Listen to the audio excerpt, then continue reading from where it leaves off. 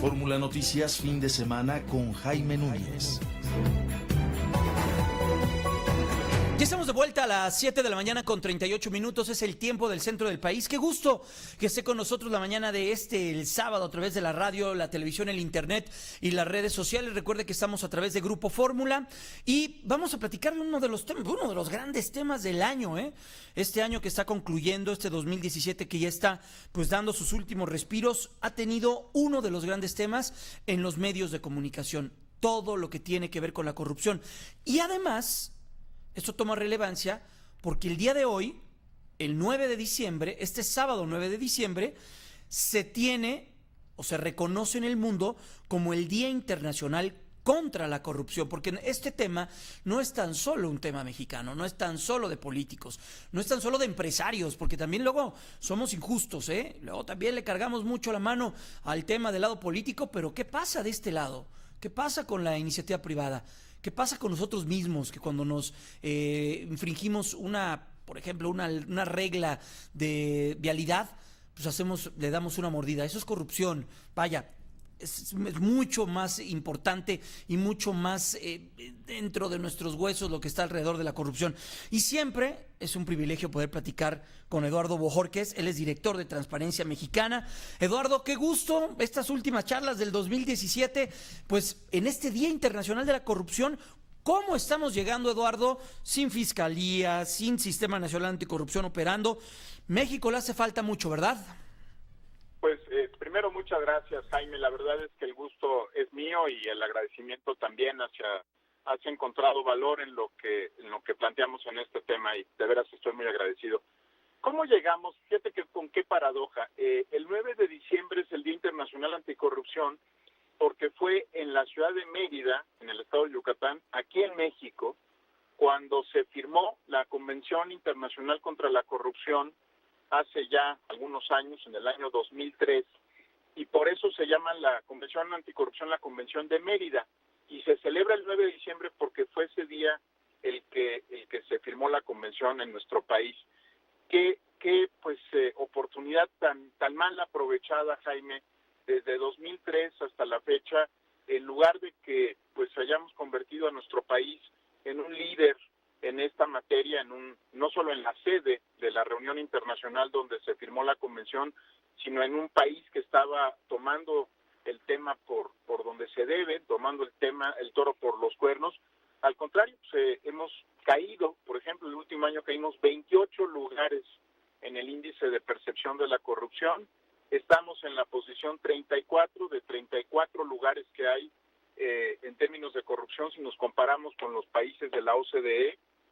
¿Y qué te puedo decir? Pues tú ya lo mencionaste, sin fiscal anticorrupción, sin fiscal especial para delitos electorales, sin Fiscalía General de la República como tal, porque estaba planeado que hubiera una Fiscalía General independiente y eficaz, pero déjame decir también con algo que no teníamos hace algunos años cuando se firmó la convención.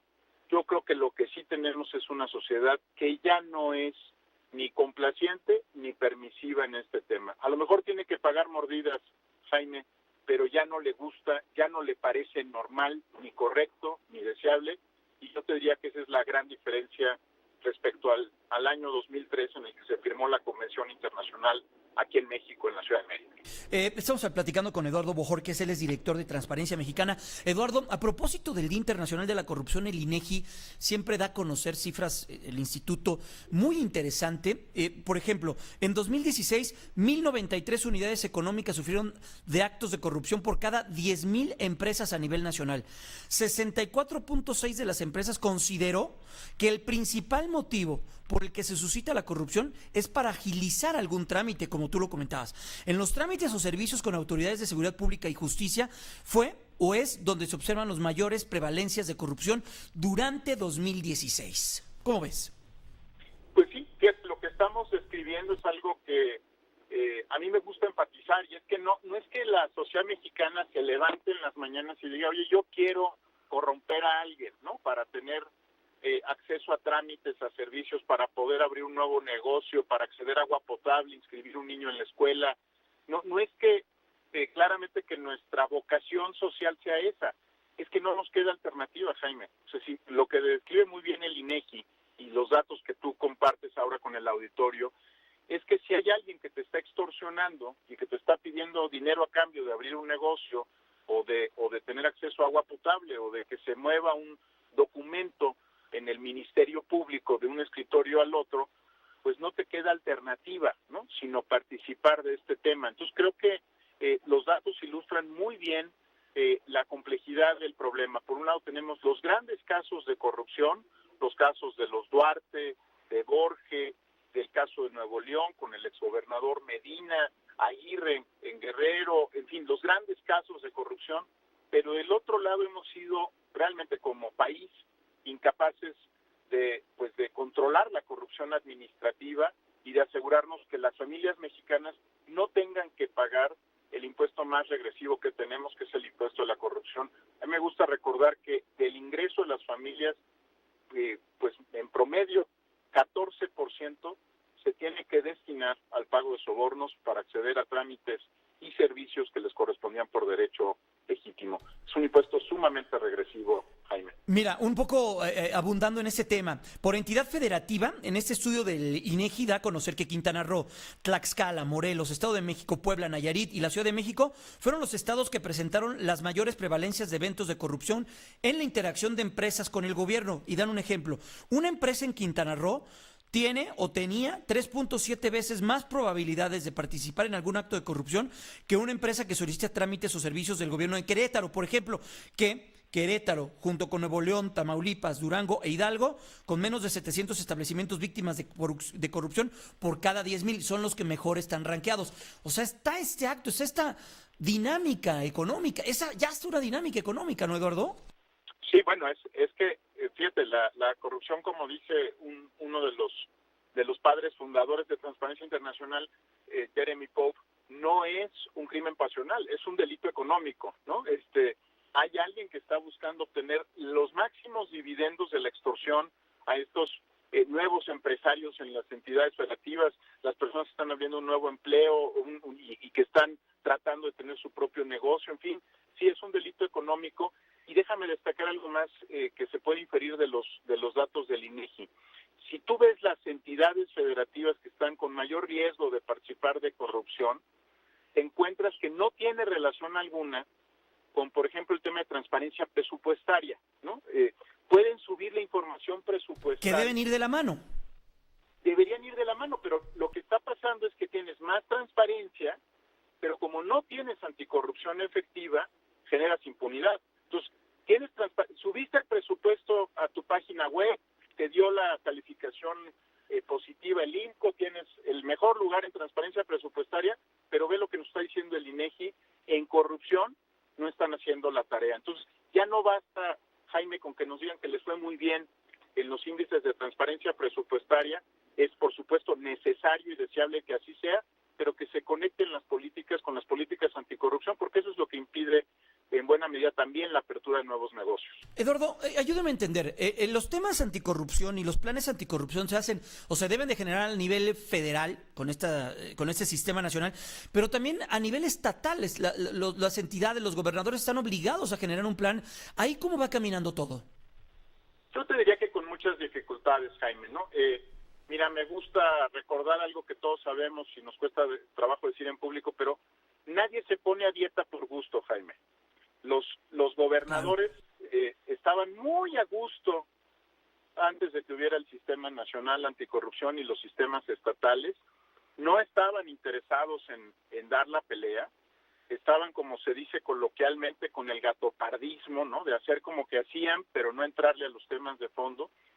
Y las resistencias que ha enfrentado el Sistema Nacional Anticorrupción y que están enfrentando los ciudadanos que están empujando los sistemas estatales y locales son resultado de esto, ¿no? De que no los estamos sacando de la zona de confort, permíteme ponerlo en esos términos, y vaya que la zona era confortable, ¿no? Si no, ¿cómo explicas las desviaciones de Quintana Roo, de Chihuahua, de Nuevo León, de Aguascalientes, en fin, de todos los estados que ustedes en los espacios informativos nos han informado en los últimos meses?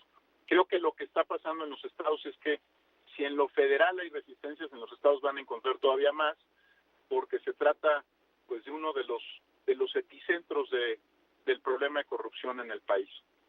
Eduardo, ¿qué está haciendo el mundo?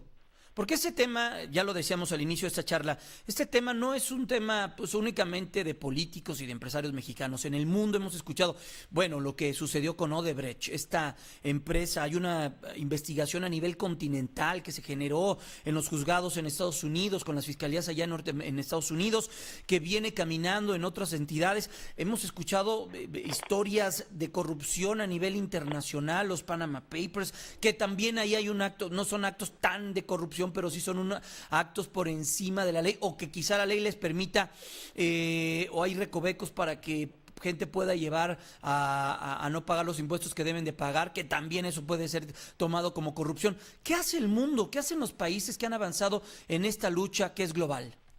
Mira, yo creo que hacen dos cosas. Por un lado, construyen los sistemas anticorrupción muy parecidos a lo que estamos haciendo en México. Eso, digamos, en términos de construcción institucional, vamos en la ruta correcta, Jaime. Pero hacen algo más que tú acabas de describir muy bien. Cuando truena un escándalo, lo investigan y lo sancionan. Cuando sabemos del caso de Brecht, exactamente hace un año, fue alrededor del 17 de diciembre del año pasado, cuando conocimos el caso de Brecht, lo conocimos porque el Departamento de Justicia ya había iniciado una investigación tiempo atrás, estaba muy avanzada y se anunció un acuerdo extrajudicial entre el Departamento de Justicia norteamericano y Odebrecht, en el cual Odebrecht reconocía, por ejemplo, que había pagado $10.5 millones de sobornos a funcionarios mexicanos. Esa es una enorme diferencia. Cuando salieron a informar del caso Odebrecht, fue porque ya lo habían investigado y ya había reconocido a la empresa que había participado y un juez le había puesto sentencia. La gran diferencia entre un sistema y otro no es que en uno no haya corrupción, Jaime, en todos hay corrupción, ¿no? Estamos hablando de corrupción de Odebrecht en los Estados Unidos y en otras partes del mundo. La gran diferencia es que se investiga y se sanciona, es que no hay impunidad, Jaime, esa es la gran diferencia. Por eso podemos rankear diferente a los Estados Unidos, a Suiza, a Dinamarca, no porque no haya corrupción en Dinamarca, sino porque la corrupción se investiga y se sanciona. Eduardo, ¿qué falta entonces aquí para que México ya pueda caminar y transitar en esa ruta? Porque luego también escuchamos a los discursos oficiales que dicen, a ver, ok, sí, pero ahí están en la cárcel, ahí está Duarte en la cárcel, ahí está Borge intentando ser extraditado, ahí está Yarrington intentando ser extraditado, ahí estamos buscando al otro Duarte de Chihuahua, estamos trabajando en ello.